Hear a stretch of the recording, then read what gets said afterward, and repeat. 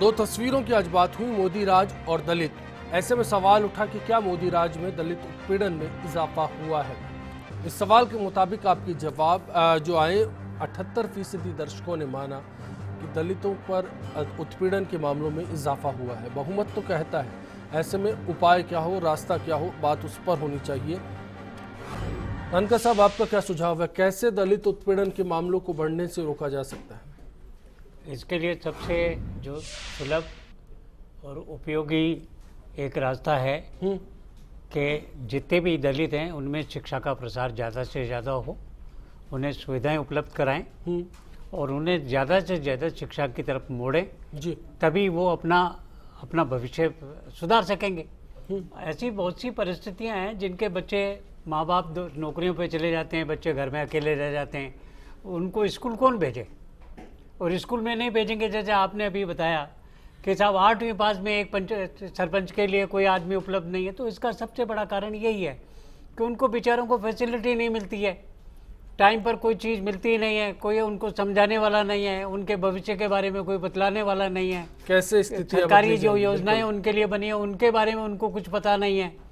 तो ये जागरूकता की मुहिम हो, साथ में शिक्षा का प्रसार हो। अनिल गोठवाल साहब, आपकी राय क्या कहती है? कैसे हालात बदलेंगे? हाँ, हालात बदलने के लिए तत्काल जो कदम उठाए जा सकते हैं, ये सारी बयानबाजी राजनीतिक दलों के पदाधिकारियों या उनके जो संगठन है उनके द्वारा उठाई जाती है। तो तत्काल बिना किसी भेदभाव के उनके खिलाफ यदि एक्शन लेके उनको पार्टी से निष्कासित किया जाए, उनके ऊपर केसेस दर्ज किए जाएं, तो एक ऐसा माहौल क्रिएट होगा जिससे कि दलित उत्पीड़न की घटनाओं में कमी आ सकती है। ये एक बेहतर रास्ता आपकी नज़र में हो सकता है। प्रकाश बहरवा जी, सरकार के लिए कोई सुझाव देना चाहेंगे?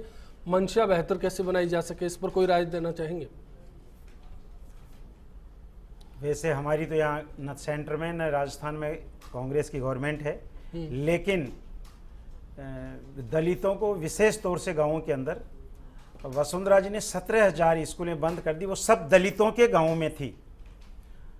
कांग्रेस की गवर्नमेंट 30 से 40 बच्चे जहाँ थे वहाँ सब जगह स्कूलें खोली थी, लेकिन दलितों को बिल्कुल अनपढ़ रखने के लिए भाई कोई पढ़े लिख के आगे नहीं बढ़े, इसलिए उन्होंने 17,000 स्कूलें बंद कर दी। टीचर नहीं कह करके, भाई टीचर नहीं है, एक टीचर इन्होंने अब तक कोई भर्ती नहीं किया, स्कूलें अलग से बंद कर दी। शिक्षा कैसे लें, पढ़ें कैसे? गरीब एक जगह से दूसरी जगह 2 किलोमीटर 10 किलोमीटर जाने की पोजीशन में नहीं है, जहां स्कूलें खोली थी वो बंद कर दी। तो इस गवर्नमेंट से पहला तो मेरा यह है कि अगर इनको थोड़ा बहुत भी हृदय में दलितों के प्रति लगाव है, तो जो 17,000 स्कूलें गाँवों में दलितों के विशेष तौर से 90% स्कूलें दलितों के ढाणियों पे गाँव में मोहल्लों में है, उन सारी स्कूलों को बंद कर दी, उनको वापस चालू की जाए।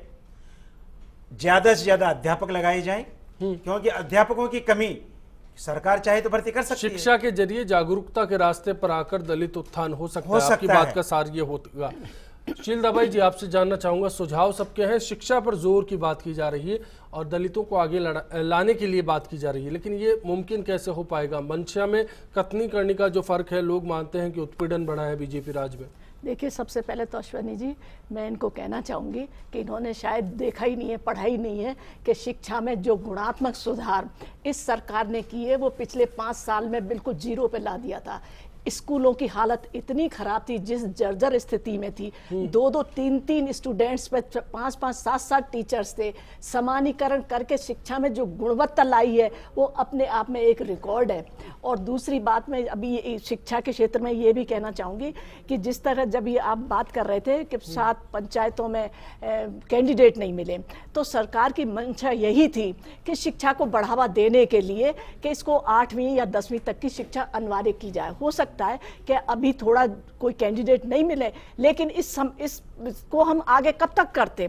इसको अगर अनिवार्यता नहीं करते तो लोगों में जागरूकता कैसे आती, कैसे दलित समाज पढ़ता। उनको आगे बढ़ाने के लिए, उनको उन्नति करने के लिए, उनको समाज की मुख्य धारा में लाने के लिए भारतीय जनता पार्टी ने यह प्रयास शुरू किया।